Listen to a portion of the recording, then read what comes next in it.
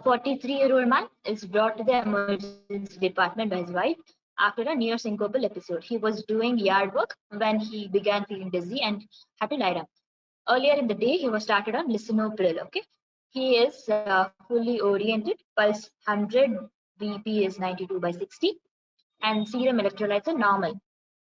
ECG shows no evidence of ischemia. Concurrent treatment, which of the following agents most likely predispose the patient to this episode?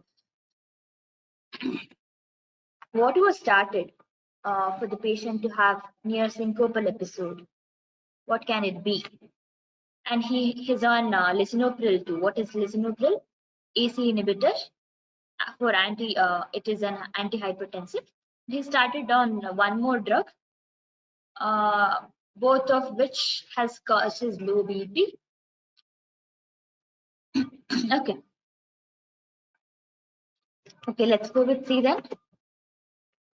Concurrent treatment with which of the following agents most likely predispose the patient's episode? So the patient was started on lisinopril, which is antihypertensive, correct? Now his BP is less. So obviously there is one more drug which is causing low BP. What can it be? Our answer is the hydrochlorothiazide. Why? Because it causes diuresis. There is loss of water, so there is hypotension.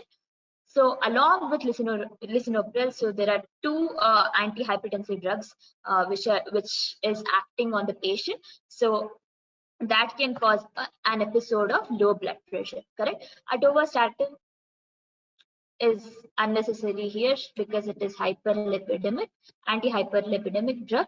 And ibuprofen, what is it? NSAID. How does it act? Acts by inhibiting prostaglandin. How does it act on kidney? What does prostaglandin do on kidney? So there is afferent and efferent arteriole, correct? Afferent arteriole vasodilation is done by prostaglandin. Afferent. Okay, so this is the glomerulus. This is the arteriole. This is afferent. This is efferent. Okay, E for efferent, E for exit, efferent. Afferent is acted by prostaglandin, which vasodilates. Prostaglandin vasodilates, right? So when you give NSAID, which inhibits prostaglandin by COX-1 or COX-2 inhibitors, NSAID inhibits this, so it causes vasoconstriction of afferent arteriole, not efferent, afferent arteriole.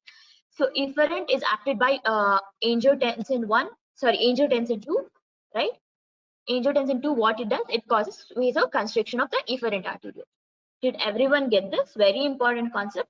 So NSAID action is what? NSAIDs are reversible COX inhibitors, correct? Yes, there are non-reversible too. It can be, yeah, it can be COX-1 and COX-2 inhibitors. It can be reversible and irreversible COX inhibitors. Both can be there. So NSAIDs, what it does is it inhibits prostaglandin. So it causes vasoconstriction of afferent arteriole. So what happens when there is vasoconstriction of afferent arterioles? Renal blood flow decreases. When you dilate this, okay, let me change the color. Can I change the color here? When you vasodilate this, there is increase in renal blood flow. Okay, when you vasoconstrict this, there is decrease in renal blood flow. Did everyone get this? Vasodilation of afferent causes increase in renal blood flow. Got it? Then vasodilation of efferent, if you do, there is decrease in renal blood or decrease in GFR. Similarly, if you vasoconstrict, there is decrease in renal blood flow. Sorry, vasoconstriction of afferent, there is decrease in renal blood flow, decrease in GFR. If you vasoconstrict efferent, there is increase in GFR. I will repeat again. Yes. So, very important concept. Okay, I'll write it neatly. So there is afferent, efferent. This is the glomerulus. So common sense. If there is increased blood flow, RBF is coming. Renal blood flow is increased. There is increase in GFR. Correct? Everyone got it? How do you increase renal blood flow then? You increase renal blood flow by increasing the size of this pipe. You increase the renal blood flow by increasing the size of the afferent pipe. That is increasing the size, meaning vasodilation. Vasodilation of afferent pipe. Correct? Now, how do you increase GFR? You have to increase the afferent. Can you see me? You have to increase the afferent pipe, and you have to hold back the efferent pipe. So that's when you increase the GFR. So if you increase the afferent pipe diameter, and if you like squeeze in the efferent arteriole, that's when you increase the GFR. Correct? So vasodilation of afferent causes increasing GFR, and vasoconstriction of the efferent causes increase in GFR. And the reverse is decrease in GFR. So vasoconstriction of afferent decreases GFR. Vasodilation of efferent decreases GFR. They don't need to occur to they don't need to occur together. So in the question, you can be asked NSAID inhibits prostaglandins, correct? So prostaglandin normally it vasodilates afferent arteriole. So NSAID it inhibits prostaglandin, so it causes vasoconstriction. Tell me now, how does it affect GFR? Vasoconstriction, correct, very nice. It decreases GFR. So NSAID decreases GFR. Now tell me, there is activation of renin-angiotensin mechanism. There is increase in angiotensin 2. How does it affect the GFR? Angiotensin 2.